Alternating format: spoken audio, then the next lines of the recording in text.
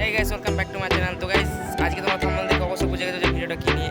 তো গাইস আজকে তোমাদেরকে এটাই বলবো যে 6 মাস আগে থেকে কেন দুর্গা ঠাকুর বানানো হচ্ছে, 6 মাস আগে থেকে দুর্গা ঠাকুর বানিয়ে লাভ কি বা কেন হচ্ছে, কি কারণে হচ্ছে, আশ্বিন মাসে কখন পুজো হবে, এত আগের থেকে কি কারণে করা যেত সেটাই তোমরা জানবে। তো চলো ভিডিও স্টার্ট করা যাক।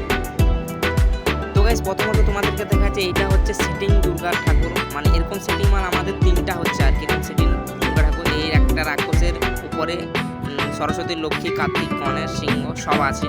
তো এই সেটিং ঠাকুরটা প্রায় চওড়া হবে 20 ফুটের মতো, এই দিকটা দেখতে পাচ্ছ তোমরা। তো এই ঠাকুরটা একটা মানে কারখানার একদিকটা প্রায় ঘিরে নিয়েছে, এদিকটা হাতটা কত বড় দেখতে পাচ্ছ তোমরা, হাতটা আর এই পাশের হাতটা বড় হাত রাক্ষসের মতন একটা, এইটা একটা নতুন স্টাইল মডেল করা হয়েছে।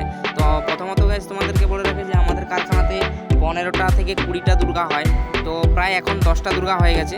তো 10টা দুর্গা হয়ে যাওয়ার পরে আমাদের এখনও 5টা দুর্গা করতে হবে। তো এই পাশে কার্তিক, গণেশ, সরস্বতী সব সাইড পুতুল মানে আছে আর কি।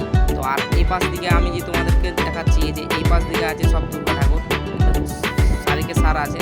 তো মাটির কাজ প্রায় হয়ে গেছে, ওই আঙুল টাঙুল জুড়তে বাকি আছে।